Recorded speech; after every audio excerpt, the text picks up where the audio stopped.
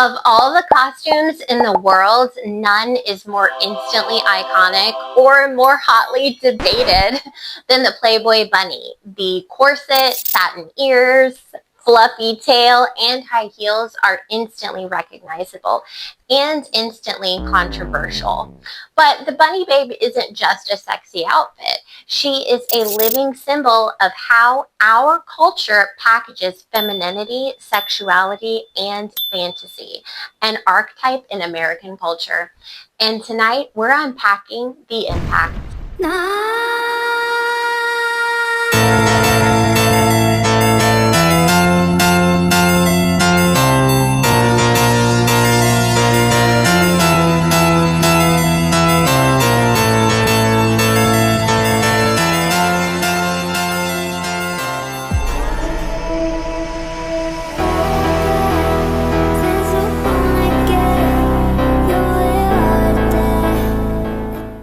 I'm Mother Phoenix, therapist turned provocateur of truth and your queen of cosplay. My work lives at the crossroads of sexuality, spirituality, and psychology.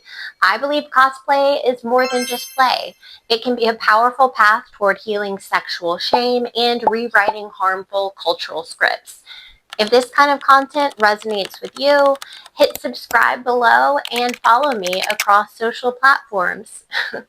Tonight, we're diving into the Playboy Bunny archetype, where she came from, what she represents, and why she still matters, long after the clubs have closed.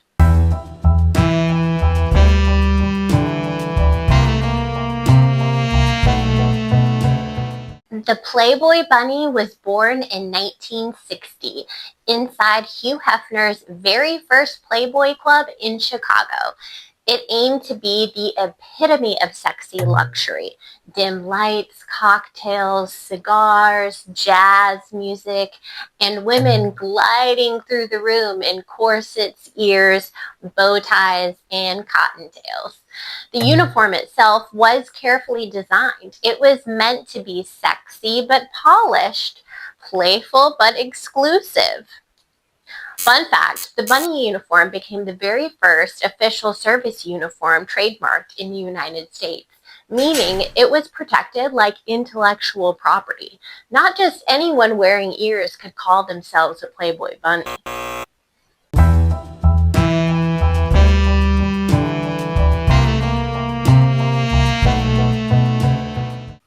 But being a bunny wasn't just about putting on a costume. Women had to go through regular inspections and training. They were weighed, measured, and given strict rules for how to serve drinks, how to bend down, and even how to smile. For many women, this level of performance and control was degrading.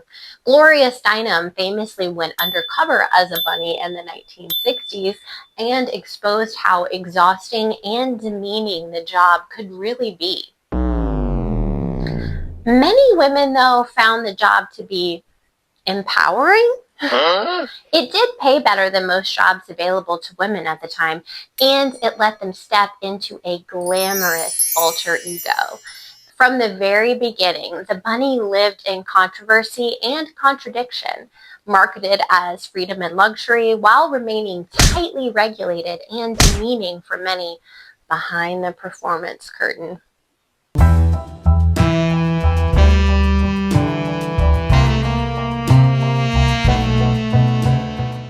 The Bunny Babe has evolved since the 60s, but let's talk about what she's always symbolized.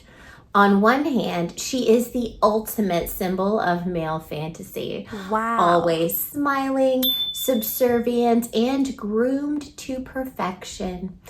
She's not supposed to be a real woman with flaws or moods or personality. She's the performance of femininity, designed for consumption, mostly for the male gaze. On the other hand, the bunny became a feminist lightning rod. Critics said the uniform reduced women to objects, but at the same time, some women saw it as a way to flip the script, turning their desirability into a paycheck, their sexuality into power. even if it was within a system designed by men. That tension between empowerment and exploitation only grew sharper as Playboy's empire expanded. After the clubs opened in the 60s, the glossy magazine became a cultural touchstone. And decades later, the reality TV show The Girls Next Door recast the Playboy Mansion as a fairy tale palace of luxury. Yet behind the neon veneer, former bunnies have since described their time on the show as far more controlling and exploitative than it appeared. These criticisms were amplified in documentaries like Secrets of a Playboy, which framed Hugh Hefner's carefully curated image with unsettling testimony from women who lived inside that world. Oh my God. And still, the image endured.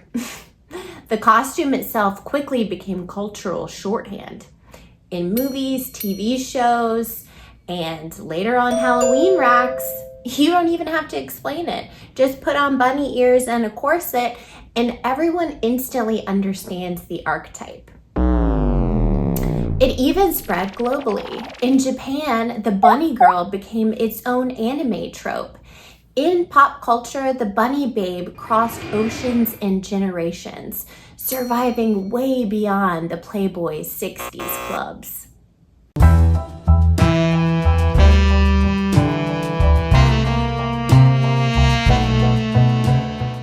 Now let's go deeper, because the bunny isn't just a costume. She's an archetype with psychological weight. She's a modern seductress, or what Carl Jung might call the coquette. Playful, charming, and elusive, always close enough to catch your eye, but never fully yours. What's really fascinating, though, is the duality she represents. Rabbits are symbols of fertility, innocence, and springtime softness. Pair that with a corset and stilettos, and suddenly the innocent becomes erotic. It's a paradox. Childlike animal ears paired with adult sexuality. In trauma programming symbolism, the bunny overlaps with the so-called beta kitten archetype. Women are trained to perform hypersexual obedience in a glamorous package. Whether you buy into that framework or not, the imagery is undeniably powerful. The woman dressed as prey, but performing for the male gaze like she's in control. And then there's the psychology of the costume. For many bunnies, slipping into the outfit was like putting on a ritual mask. It gave them permission to embody a new persona, sassier, flirtier than they might normally be in everyday life. And costumes have that power. They act like portals, letting you step across the threshold into an archetype that's bigger than yourself.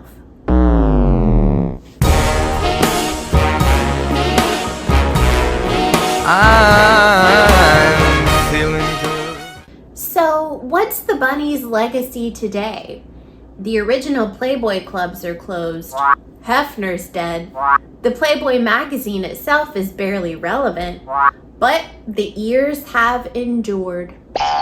Halloween stores line their shelves with bunny outfits every year. Pop stars perform in bunny attire as a wink to the archetype, like Ariana Grande's Dangerous Woman era in latex bunny ears.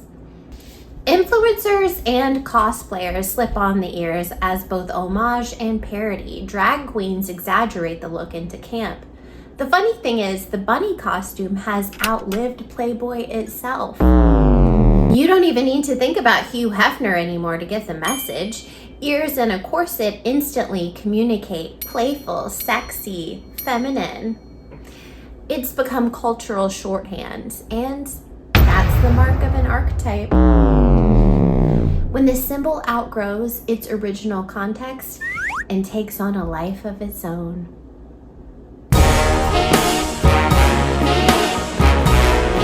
I'm feeling good.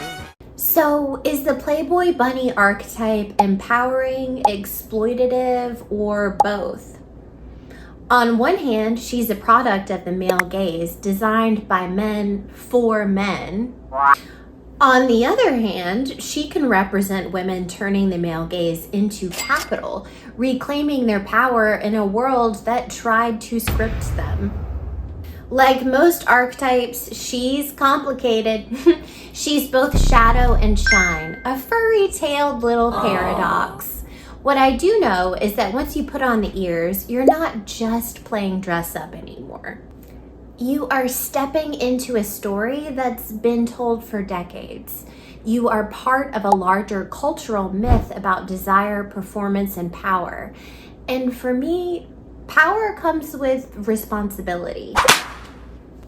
It's important to educate ourselves and others about sexualized roles we're playing. Let's play roles and wear costumes with intention so we can consciously be aware of the difference between fantasy and reality. Thanks for watching this deep dive into the Playboy Bunny archetype. If you love exploring the psychology of feminine archetypes with me, don't forget to like, subscribe, and share this with a friend who knows about bunny ears. Next week, we dive into another archetype that will make you rethink what power really looks like in a costume.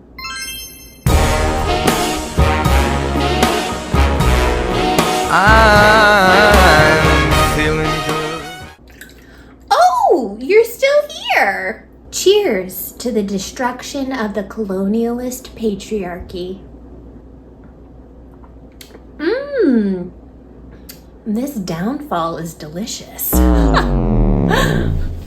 gon' deliver to you. Knock, knock, open up the door, it's real. With the non-stop pop-up and stainless steel. Go hard, getting busy with it. But I got such a good heart that I make a motherfucker wonder if you did it. Damn right, and I do it again. Cause I am light, so I got to win. Break bread with the enemy.